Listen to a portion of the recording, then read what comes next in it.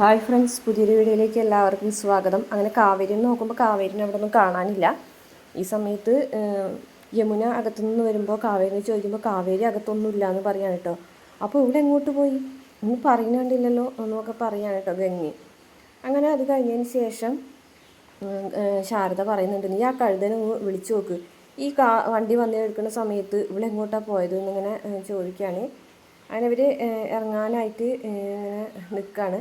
പിന്നെ കാണിക്കുന്നത് കല്യാണ വീടാണ് കേട്ടോ. അവിടെ താലിയും മറ്റുള്ള എല്ലാ സംഭവങ്ങളും ഒരുങ്ങി. ജയപാലനാണെന്നുണ്ടെങ്കിൽ വന്ന ആൾക്കാരോടൊക്കെ ഭയങ്കര സന്തോഷത്തോടുകൂടി സംസാരിക്കുകയും രാജശ്വരിയും സത്യനും ഒക്കെ ഭയങ്കര സന്തോഷത്തിലാണ് കേട്ടോ. നീ മാത്രമേ സങ്കടപ്പെട്ടിരിക്കുന്നുള്ളൂ.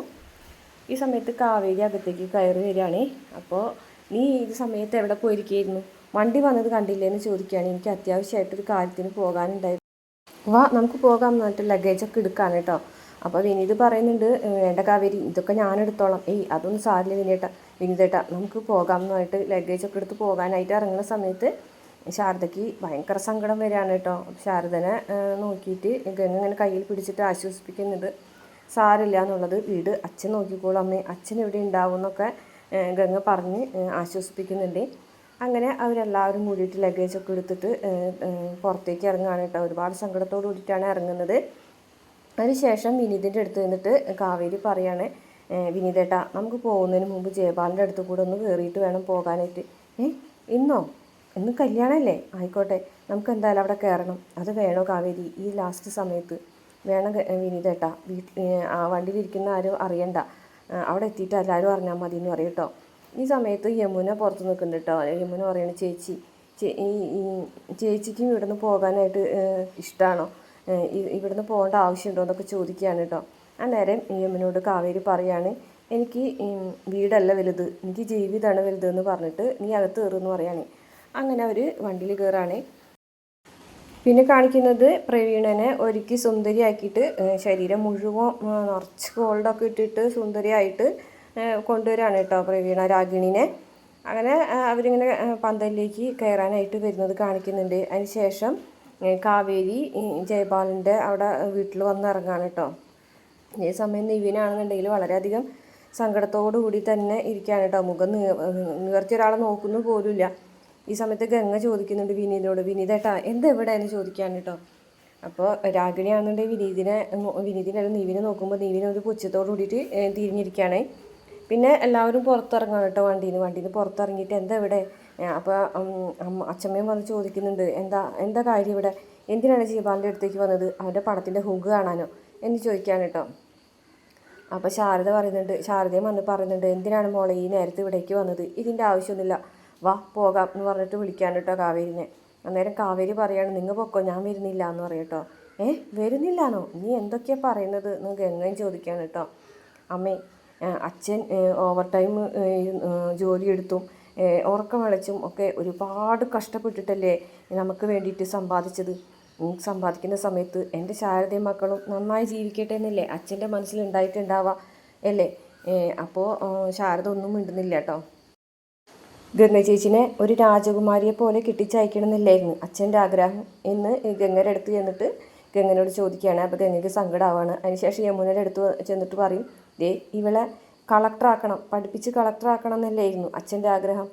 അപ്പോൾ യമുനയ്ക്കും ഭയങ്കര സങ്കടമാവാണ്. അതിനുശേഷം നീളമോളായിട്ട് ചെന്നിട്ട് പറയുന്നുണ്ട് കാവേരി, നീളമോളെ എത്രത്തോളം പഠിപ്പിക്കാൻ പറ്റുമോ അത്രത്തോളം പഠിപ്പിക്കണം, എവിടെ എത്താൻ പറ്റുമോ അവിടെ എത്തിക്കണം, അതൊക്കെ അച്ഛൻ്റെ ആഗ്രഹമല്ലേ, ഒരു അല്ലലും കൂടാതെ അച്ഛമ്മനെ നോക്കണം എന്നൊക്കെയല്ലേ അച്ഛൻ ആഗ്രഹിച്ചിട്ടുള്ളത്, എന്നിട്ട് നമുക്കതിന് കഴിഞ്ഞോ എന്ന് ചോദിക്കുകയാണ്. ഈ സമയത്ത് നിവിന് മാലയിട്ടു കേട്ടോ. രാഗിണിക്ക് മാലയിടാൻ വേണ്ടിയിട്ട് നിവിൻ മാലയിടാതെ ഇങ്ങനെ നോക്കി നിൽക്കുകയാണ്. അപ്പോൾ ഈ സമയത്താണെന്നുണ്ടെങ്കിൽ ശാരദയാണെന്നുണ്ടെങ്കിൽ പൊട്ടിക്കറിയാണ് കേട്ടോ. പൊട്ടിക്കറിഞ്ഞുകൊണ്ട് ഇങ്ങനെ നിൽക്കുകയാണ്. അതേപോലെ തന്നെ നിവിനാണെന്നുണ്ടെങ്കിൽ മാല ഇടാതെ നിൽക്കണാണുമ്പോൾ രാജേശ്വരി വന്നിട്ട് പറയും, കഴിഞ്ഞതൊക്കെ മറക്കും, നീ മാലയിട്, ആൾക്കാരൊക്കെ നോക്കുന്നത് കണ്ടില്ലേ എന്ന് പറഞ്ഞിട്ട് ഒരു ഇഷ്ടമില്ലാത്തത് പോലെ തന്നെ നിവിന മാല കഴുത്തിലേക്ക് ഇങ്ങനെ എറിയണ പോലെ ഇട്ട് കൊടുക്കുകയാണ്. ഇതേ സമയം കാവേരി ആണെന്നുണ്ടെങ്കിൽ അമ്മനെയും വീട്ടുകാരൊക്കെ കാര്യങ്ങൾ പറഞ്ഞ് മനസ്സിലാക്കാണ്. ഞാൻ ജയപാലിനെ കണ്ടിട്ട് വരാമെന്നാണ് പോകുമ്പോൾ ഗംഗ വന്നിട്ട് പറയും ഞാനും ഉണ്ടെന്ന് പറയും കേട്ടോ. നിൻ്റെ കൂടെ ഞാനും ഉണ്ടെന്ന് പറയുമ്പോൾ അച്ഛമ്മ പറഞ്ഞിട്ട് ചെല്ലു മോളെ ചെല്ല്, കണ്ണൂർക്കാരൻ അരവിന്ദൻ്റെ മക്കൾ ആരാണെന്ന് കാണിച്ചു കൊടുക്കുക ജയപാലെന്ന് പറയണേ. ഈ സമയത്ത് രാഗിണിയുടെ കഴുത്തിൽ താലി കെട്ടാൻ മനസ്സില്ല, ആ മനസ്സോടെ ഇങ്ങനെ താലി ഇങ്ങനെ വെക്കുന്ന സമയത്താണ് കേട്ടോ കാവേരിയും വീട്ടുകാരും കൂടിയിട്ട് ജയബാല എന്ന് വിളിച്ചിട്ട് ഒറ്റ വരവ് വരുന്നത്. ആ സമയത്ത് നിവിനൊക്കെ സ്റ്റക്കായി പോകാണ് കേട്ടോ. അപ്പോൾ നിവിൻ ആ താലി ഇങ്ങോട്ട് എടുക്കുകയാണ് കെട്ടാതെ. അത്രയാണ് ഇന്നത്തെ എപ്പിസോഡിലുള്ളത്. നാളത്തെ എപ്പിസോഡിൽ പ്രമോഭാഗം കാണിച്ചിട്ടുള്ളത് ഇവരെല്ലാവരും കൂടെ വരുന്നത് കാണുമ്പോൾ ജയപാലനൊന്നും ഞെട്ടുന്നുണ്ട്.